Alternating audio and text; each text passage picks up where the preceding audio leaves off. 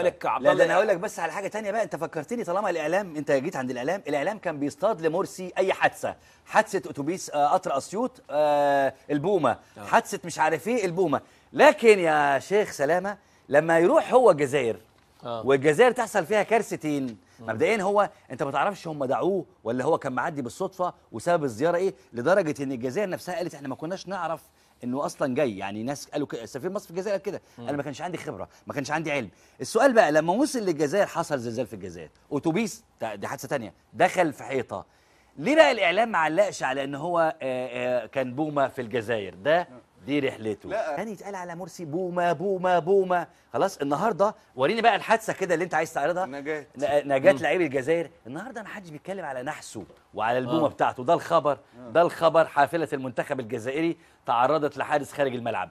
تخيل يا شيخ سلامه لو ده مرسي كان موجود في الحكم وراح الجزائر، كان ده هيتربط بيه مرسي على طول؟